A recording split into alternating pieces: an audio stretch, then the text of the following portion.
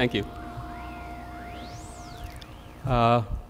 Respected dignitaries, Jagdish Sahib, Krishna Sahib, the Council General, and everyone else, I see a galaxy of delegates here, and it is my pleasure and honor to be talking about some smart city mobility concepts that we are trying to promote in Nashik and several other cities as well. I said Nashik here, but the concepts are really the same, and what the smart city mission talks about is promoting these concepts in all the countrywide cities. My name is Harshad Abhayankar. I am from ITDP. Let me quickly introduce ITDP to you. ITDP is a non-profit organization focused on developing sustainable transportation process. We are headquartered in New York, and we have offices in about 7 countries. This map shows you various cities in which we have done some work or the other, and it shows that we have a global presence, so that thereby we are able to draw good knowledge from across the country, across the world for that matter, and use it in our geographies. What do we do? In a nutshell, we help build happy cities. So it's not exactly about developing transportation and town planning and city planning and this and that. Ultimately, what are cities for? Cities are great places for people to come together, stay, and have a very happy and content and rich, resourceful life. So that's what we do. This photograph kind of exudes that happiness that embodies our mission. What do we exactly do? So we promote sustainable transportation concepts, sustainable town planning concepts, create awareness about them. We do capacity building for various government officials of various levels. We provide technical guidance for various government organizations that want to implement these projects. Specifically, are focusing on public transportation, walking, cycling, traffic demand management, because unless until we are able to reduce the demand for traffic and transportation, we cannot really hope to get rid of the congestion that we face in our cities. We engage ourselves with governments around the world at various levels, right from the central government up to the city municipal corporations, with whom we have a formal tie-up to do all the activities that I just talked about. In India, ITDP is represented by Urban Works Institute that I represent, and our activities are supported by a program from the German government which focuses on reducing urban pollution or improving the environment in urban geographies. Let's come back to Nashik. And I'm going to focus on transportation and mobility. As far as transportation and mobility is concerned, what do we think is Nashik's role model city in India? Delhi? No, right? So nobody wants to take the path that Delhi has taken these days. There is a lot of bad news coverage about Delhi. So certainly not Delhi, but it's like this. Other cities in India are unfortunately following the same footsteps. I'm taking one name, Lucknow, but be it Ahmedabad, be it Bangalore, Hyderabad, most of the cities are following the same footsteps as Delhi has taken. Do we want Nashik to be there? I see quite a lot of heads going like this. Certainly not. Yeah? Right. Thank you very much. So it goes without saying that Nashik must not repeat the mistakes that these cities have done, right? If we try to employ the same solution that these cities have done with greater vigor, because our resources are increasing. So we have more money power, we have more technical capabilities and all that. But if we repeat the same mistakes with greater vigor, we will become Delhi. And we don't want that to happen. So we certainly want to do something that is totally different. What is smart mobility? And in this discussion and presentation, I'll go a little beyond what the Smart City Mission says. Because Smart City Mission is a 5-year program, all said and done. But we are going to live with this city for our entire generation, maybe our next generations to come as well. So let me talk about smart mobility in a greater perspective, not just confining myself to the Smart City Mission. What are the various modes of urban mobility? naturally walking is the most basic mode. People cycle a lot, there's public transportation, and there are personal motor vehicles of various kinds, right? So this summarizes the various ways in which we commute or travel within a city, correct? Now let's talk about what is smart and whether these modes qualify as smart modes. Smart mobility must be inclusive. Everyone should be able to commute in the city, including children. If we want children to be able to commute independently, and I'm talking about children which are typically, let's say, 8 years or older than that, naturally, they can walk, they can cycle to their schools and classes and everything, and they can use public transportation. Do they ride two-wheelers independently? Do they drive cars? No. So if they are able to walk, cycle, and use public transportation independently in an attractive manner by choice, we'll call smart mobility as being inclusive. What about senior citizens and women? They also walk, they can use public transportation.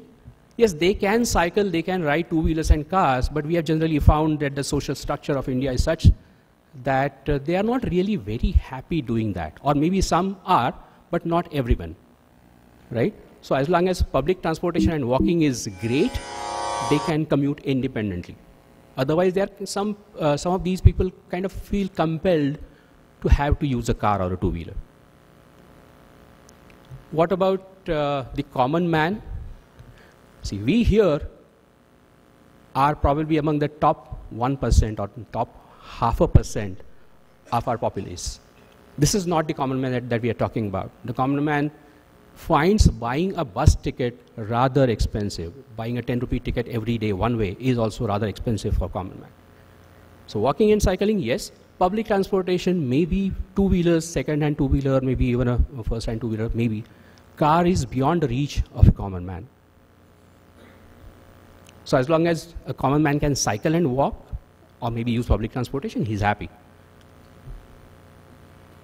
How about using our funds in a conservative manner so that instead of spending a whole lot of money on transportation, we can use the same money and urban space for other purposes as well, right? So we definitely want to use a lot of infrastructure. We want to have good projects to provide water, sanitation, public health. There are so many other things that we need to build on. So which are the modes that conserve our funds and urban space? Walking, cycling, public transportation, once again, takes the minimal amount of urban space and funds, if you talk about, let's say, per person kilometer resources that we need to use, compared to the other two modes. Which are the modes that create the lowest pollution? Smart is environment friendly, right? So once again, walking and cycling naturally are the greenest modes. Public transportation also, if you consider per person kilometer, and two-wheelers are also pretty okay in that. Certainly cars are not. Which are the modes that cause harm to others when involved in an accident, right? If you are hit by a bicycle, what happens? Maybe a bruise, at the most a broken bone here and there, that's it, right? What happens if you are hit by a car or a bus, right? Okay, all said and done, if you consider all these attributes that you could say are smart mobility. Smart is walk, bus, and cycle, right? So if you just focus on making sure that anyone in the city can commute happily with walking, public transportation, and cycling, you would have achieved smart mobility. I'm not saying that we should ban cars or two-wheelers, that's another issue altogether. But by choice, if I want to stick to these three modes, I should be able to. How do our cities travel in the first place these days? This is a typical, we have done modal share analysis in various cities in India, and typically what we find is that medium-sized cities of the size of Nashik or Coimbatore or Ranchi or whatever, typically these are the modal shares. About 1/3 of the trips are done by walking and cycling. You will not believe this, but for 1/3 of the purpose, whenever we step out of the home for doing anything, we as in the entire city, on an average, about 1/3 of these trips are done by walking and cycling alone.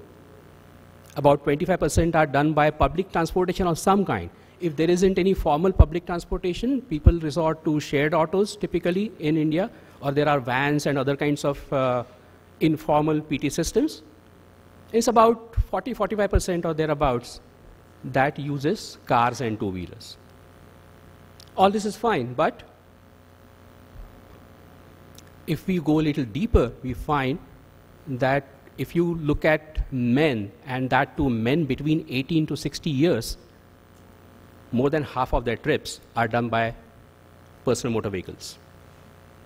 Women are greener in that respect, or more inclusive.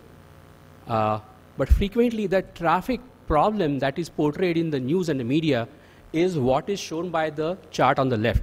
It is the congestion that, my car is stuck and my two-wheeler is stuck. But that is only one part of the entire demographics. If you look at senior citizens, children, women, they are represented by the chart on the right. What should we promote? How do we want Nashik to travel? This is how Nashik travels today, but wouldn't we rather build Nashik or build any of the Indian cities in such a way that there is more walking, there is more cycling, and there is more public transportation, right? Then we'll be a happier city. Certainly, what is smart then?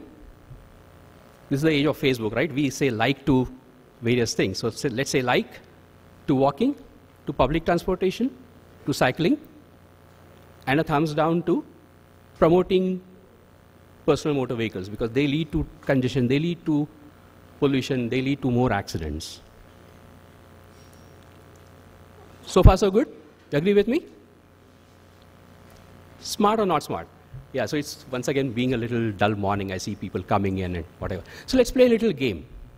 I'll show some transportation projects here, and let's say whether they are smart or not. So this is an example of a flyover built in a city, Seoul, from South Korea. They built this in 1972–75, thereabouts, where the entire status or state of development in South Korea was more like where we are today. They built that to solve the traffic problem. 25 years later, they discovered that it's not really solving the traffic problem, it's leading to congestion. This is what Seoul looks like today. They demolished the flyover, they resurrected the river that was underneath that, they made nice public spaces out of it, they improved their public transportation.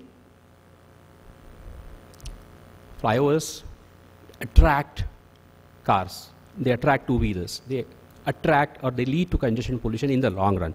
In the short term, yes, for 3 years, 5 years, you will see that the problem is solved. This is the photo of the same flyover in Seoul. Smart or not smart? Flyovers. Anyone? Not smart? Correct? Who agrees that it is not a smart solution? I see quite a few hands. Thank you very much. Footpaths. In general, I would say that if you look at the green box there, walking, bus and cycling, any solution here, if that promotes walking, public transportation and cycling, it's a good solution. Any solution that promotes that makes it easier for you to use your car or two-wheeler, that is not a smart solution. Footpaths, great, well-designed, at-level, wide footpaths. Smart? Indeed? It's a dumb question, right? It's not a smart question. Anyway, foot over bridges. Smart? Who thinks it's a smart solution? Do you see people walking on road or on the bridge? Are people dumb? If this were a smart solution built for the convenience of pedestrians, wouldn't pedestrians use that? Right? Pedestrian foot over bridges are typically promoted by people by drivers who don't want pedestrians on road so that their stress is relieved. They want pedestrians out of the way so that cars and two-wheelers can go rapidly. Unfortunately, that's the situation, right? If you ask pedestrians, they don't want to climb. Human being is not designed as a climber, correct? So, not smart. Agreed? Who thinks it's not a smart solution? Who thinks? I see quite a few hands going up now. Thank you. Instead, why not build very safe and attractive crossings, right? We build dividers like this, but we see that people jump over the dividers. Instead of that, if we give well-designed gaps for people to cross every 100, 200 meters, people will gradually cross over there. They will not jump over the dividers. Smart or not smart? Smart. Thank you. Cycle tracks? Who uses bicycles? This is a photo from Delhi. It's not a photo from Amsterdam or any such city that actively promotes cycling. Cycle track, smart. Thank you very much. And we see that if you build a cycle track, people will use that, right? So let's not say, where are the cyclists? You have a pot first, and then the plant grows. We don't have a plant, and then we look for a pot. Public cycle sharing. And for short trips from the office, I can quickly rent a cycle for 10 rupees, go to the bank, do my errands, and come back. I don't need to carry my cycle along. Smart? Certainly. Thank you. Buses? Pretty obviously smart, right? Very simple, clean buses, very attractive buses. Passenger information system, you have those displays, you have little apps that show you when exactly the bus is going to come, right? Smart solutions, that's obvious. Mass rapid transits systems. Yes, naturally, I want an app that tells me when my next bus is going to come, but if the bus is stuck in traffic, the bus cannot meet the schedule. So why not give a dedicated way for a bus to go very rapidly? Off-street parking, smart. It's a double-edged sword. If you build off-street parking like this, a multi-story parking structure, but if you allow on-street parking in a rampant way, free off-street parking, nobody wants to go and park their car in the structure, right? So if you allow on-street parking, it is not a smart solution. But if you do this, disallow on-street parking, give that space to pedestrians, give that space to bus stops, build a cycle track there if possible, right? Because you have created parking, cars can park there.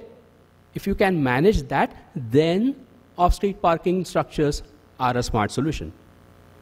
Only then. Let me summarize all this.